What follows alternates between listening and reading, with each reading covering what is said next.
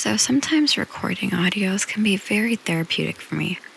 It's kind of a way of just, I don't know, like releasing myself in some form.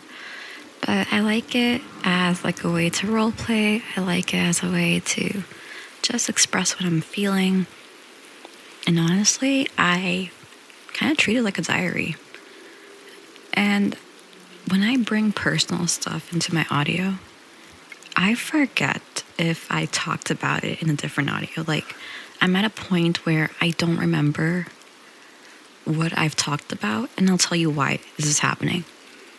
When I first started recording audios for ASMR roleplay, I did it on my phone actually. So I have a whole list of audios that haven't been released. And so my brain thinks, oh, it's released. But at the same time, like, I don't know if I put it out there. That's what I'm saying. I don't remember what's still in my phone and what's been released, because there's a lot of audios that have not been edited and I need to like go through it. And I've had the same issue with music. I've had so many music files and projects that I worked on. And sometimes I'm singing the melody and I'm like, oh, I never finished it. So if you feel like you listen to an audio and you're like, I heard a story before, it's because I'm just telling it again because it's probably really important to me and I just don't remember talking about it previously. And sometimes I will mention something again and again, just to emphasize like how it really impacted me or how it's really important to me.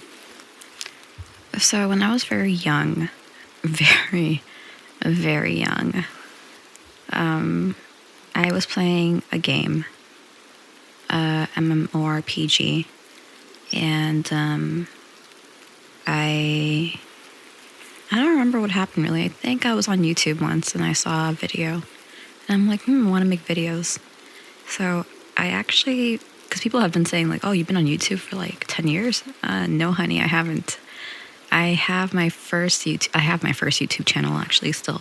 I'm not going to share with anybody because it's that's really my secret. But my first YouTube video I ever published was June 19, 2007. And you might be like, what? That is so long ago. Like, what happened during that time to you? I was beyond young.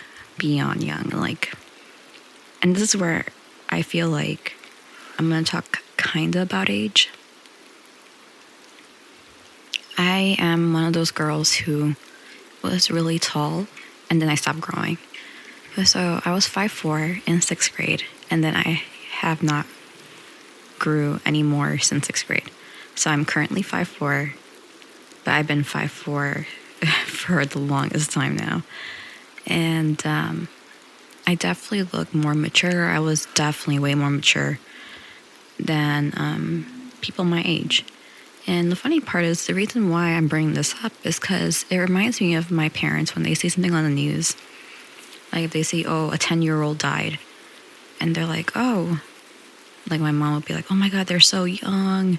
They didn't know any better.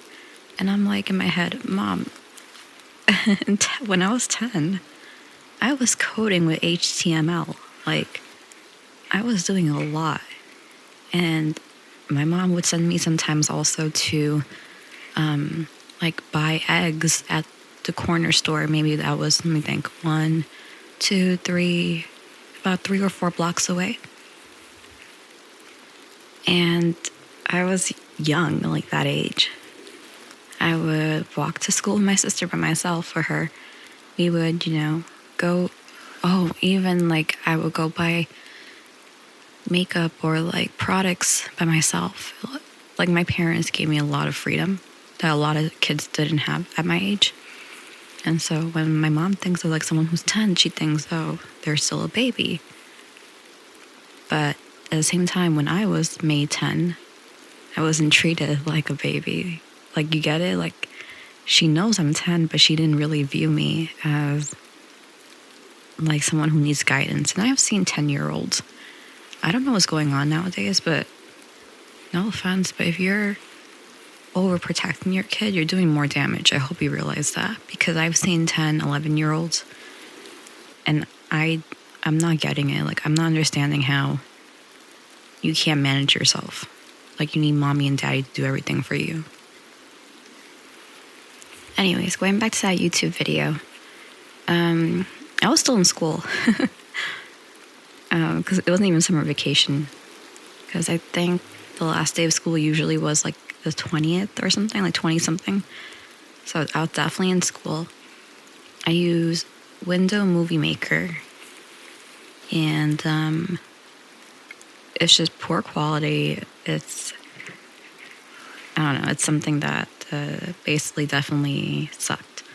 And then the last video I posted on that channel was, I'm gonna click on it right now, was in March 28, 2010. I was still in school also. Because it feels long, but it hasn't been that long. But within that time, I improved so much in making videos, which is what led me to where I am right now. I mean, everything I do really kind of resonates from what I did when I was much younger. Like, everything. Like, I'm so jealous, kind of. I don't know if I'm jealous, actually. I really love my childhood. That's another thing. You might think, oh, you started so young, you probably didn't have a childhood. But I did. The digital world really kind of infiltrated my childhood a lot. And I'm not mad about it. I feel like a part of my maturity came from the online world. And so to grow up in an online environment was great. I wish, honestly, I was 10 years older than I am now. Because if I was 10 years older, or maybe even 15 years older, I feel like I could do so much more in the online world if I had a head start. But I was kind of born in the middle of it, so I was way too young to get anything. But going back to the reason why I'm kind of jealous of nowadays new generation is because the apps on the phone really makes life easy for you. I still edit a lot of stuff manually on my computer, but I see all these apps and they are phenomenal. Like, if I had them when I was younger, my workflow would be so much better. And also, I type so much faster. Like, I'm very click, click, click, click, because my fingers are used to it. So when it comes to like touchscreen stuff, I'm so much slower. I see people texting and they text super quick because, again, they're used to touchscreen things. But I feel super old school. Like, I can actually just do everything on keyboard. Like, I need a keyboard. That's just me. And I wonder if those people who actually use typewriters, and I think they had like in the past, like a long time ago, I'm not sure, anyone who's like in this age group can actually speak for it. But I think, because I remember someone really old telling me this, they said that they had to take typewriting classes, and for their job, they would have to, I don't remember what job it was, but for their job, they had to prove that they could type a certain word per minute on a typewriter. So I'm just kind of curious to see, like, how fast they can actually type. I would love to know how fast I can type on a typewriter, but I don't have one right now. And honestly, I think also I've seen dangers when I was younger. I remember, this is a classic story that everyone in my family brings up, and whatever. So I was in 5th grade, and again, I probably wasn't 5'4" there, but maybe I was 5'2", 5'1". Again, I was very mature for being a 5th grader. Like, you wouldn't think I'm a 5th grader. What happened was a guy stopped at a stop sign and was asking me for directions. I was with my sister.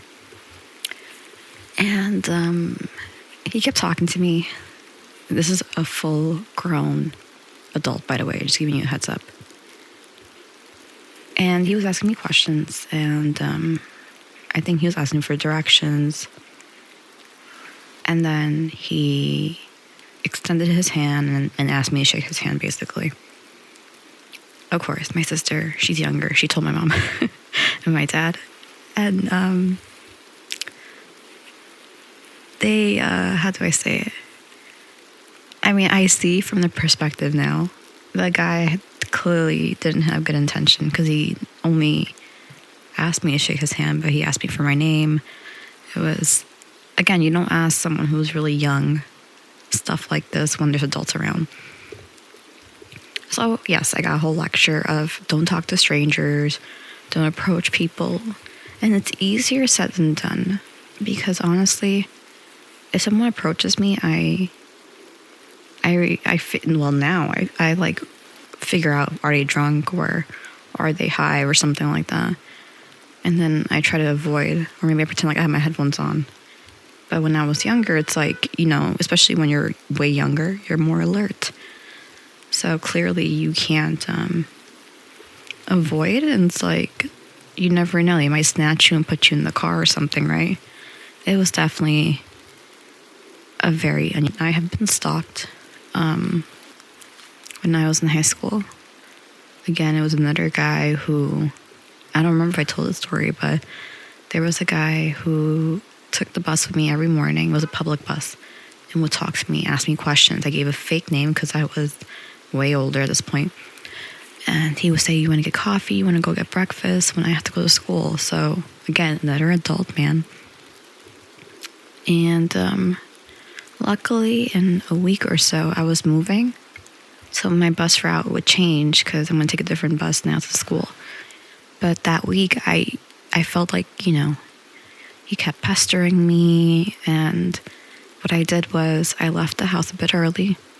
And I started taking the bus that was behind my house. Like, it goes the same way, but it's behind my house. So I had to, leave 5 minutes early.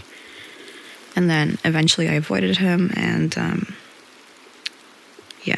I do have a lot of weird situations. I forgot my favorite one. I was, I think, in middle school. And my mom sent me to go get eggs. And I went.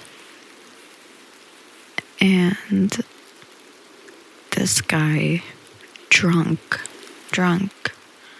would not stop following me. And I remember this because that's the most danger I felt in my life. I don't know what he was trying to do. I don't want to know. And I finally entered a store to buy eggs. It's a corner store. So the woman at the cashier, I don't know if she put 2 and 2 together that he was following me or if she thinks that he's a drunk guy who went to the store, but she told him to go away. I kind of lingered in the store just to kill some time, and then I went and brought the eggs to my parents. But, danger is out there, and I feel because danger is out there, you cannot baby young people sometimes. Yes, you are allowed to live your childhood, but I don't know. It's a hard topic. There's too much censorship nowadays. And I'm not really sure if I agree with it or not. But I'm glad that I got the old school, hard lecture, kind of grow up, suck it up, stop crying kind of thing. Because honestly, I think life as an adult is the hardest. There's more risk involved. There is more emotional toll. You are more confused. You are more aware. And I think if you reach adulthood and you're not tough enough, you are going to get swallowed. So yeah, toughen up. And that's my diary talk of the day, I guess. Oh, I forgot to mention. The real point of this, actually, I'm going on a tangent here because I just gotta speak. I'm also kind of done with sticking to one thing. I have so many great ideas in my head, and I just want to do everything. So it's been really hard for me to figure out, like, what do I want to do? Like, what do I not want to do? And